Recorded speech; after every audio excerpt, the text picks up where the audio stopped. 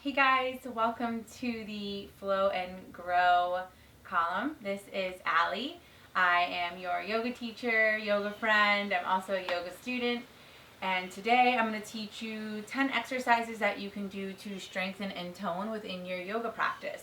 So this isn't going to be a full flow. It's just going to be 10 different ways you can incorporate strengthening into one of your own flows. So I highly recommend you warm up before you start this practice.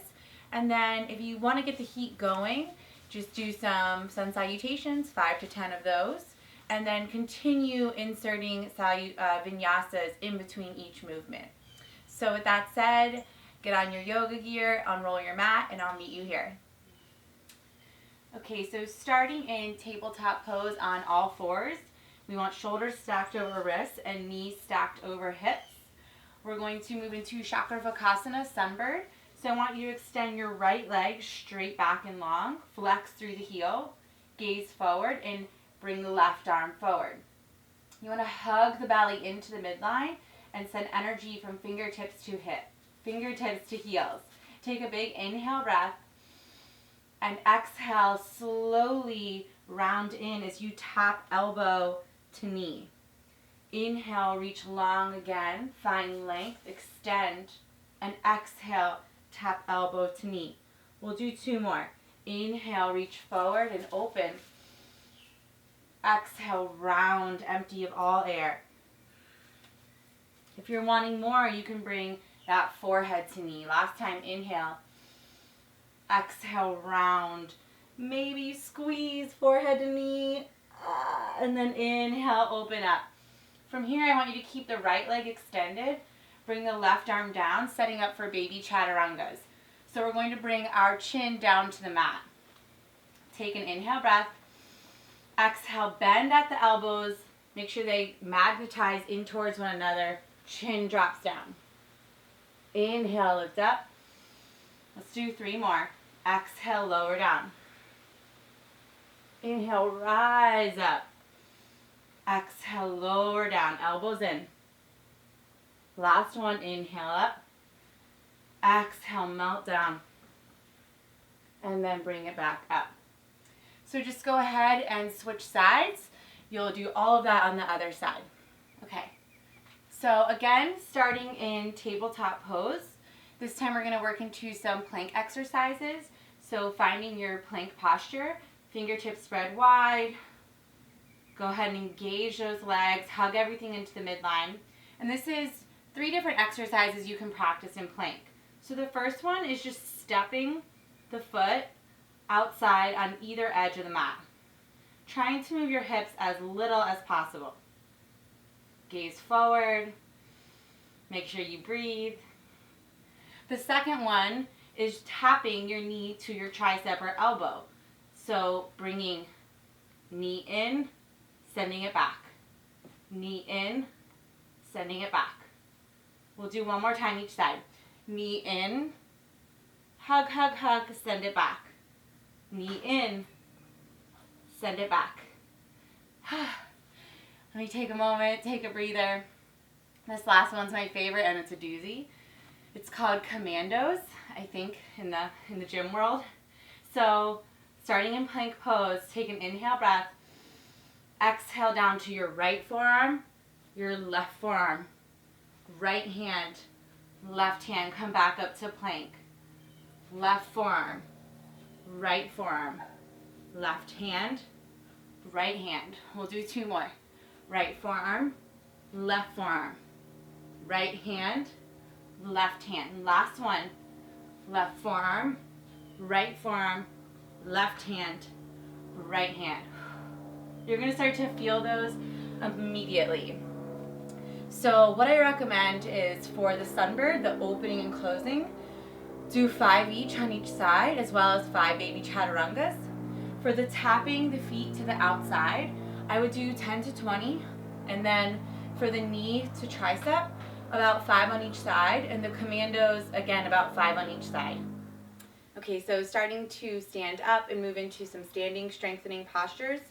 We want to find warrior 2. So if you come into this from downward facing dog, you would just sweep the front foot through, plant it, and then rise up. If you're starting like me standing, you can just start in a regular position and walk the feet out about 2 to 3, and then take the front leg, or whichever one is your front leg, and shift it to face directly to the front of your mat. Go ahead and take a bend in that front knee. Reach your hands out, energy through the fingertips, and make sure you're really rolling that knee to the pinky edge toe, strengthening that back leg as well. And we're just going to lift and then melt back down. So on an inhale, you straighten the leg as palms touch overhead. On an exhale, you melt back down. We'll do 4 more. Inhale up. Exhale back down. Inhale, lift up. Exhale back down. Making sure that everything's engaged here. Inhale up. Exhale back down. Moving slow with breath. Inhale up. Exhale, lower down. Inhale, last time. Exhale, lower down. Okay, coming into all of our favorites, so Utkatasana. This is my evil pose, which means I should be doing it more. Chair pose. So on an inhale breath, drop the hips, lift the arms high. Really draw the front hip bones up towards the belly button, finding that corset-like action. And we're going to inhale here. Exhale, reach hands back, find airplane pose. Fingertips draw back, and we'll move back and forth like that. Inhale, rise up. Exhale, take it back. Chest drops, fingertips reach. Inhale, rise up. Hug that corset belly in. Exhale, lower down. Airplane. Inhale, rise up. Exhale, take it back.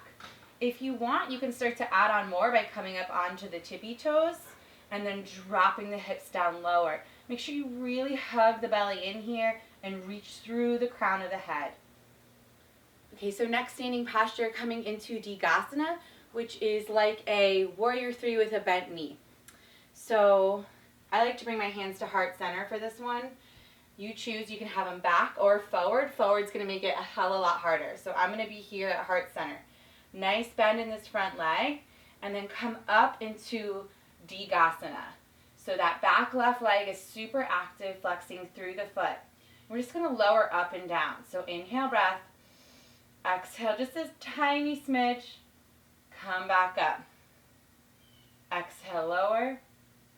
Inhale, rise. 3 more. Exhale, lower. Inhale, rise. Last 2. Exhale, lower. Inhale, rise. Whoo, my right leg is shaking. Exhale, lower. And inhale, rise back up.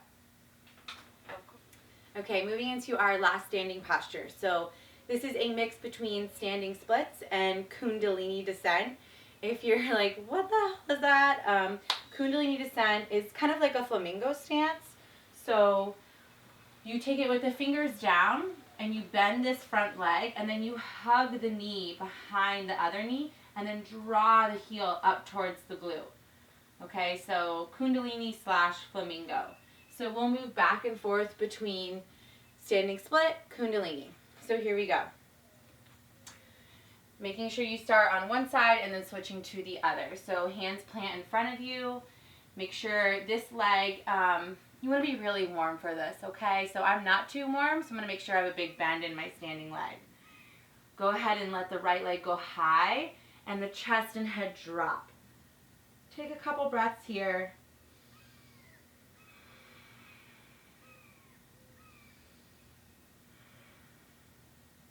Lifted leg is really active. One more inhale. And then exhale to draw the knee behind the other, heel in towards the glute.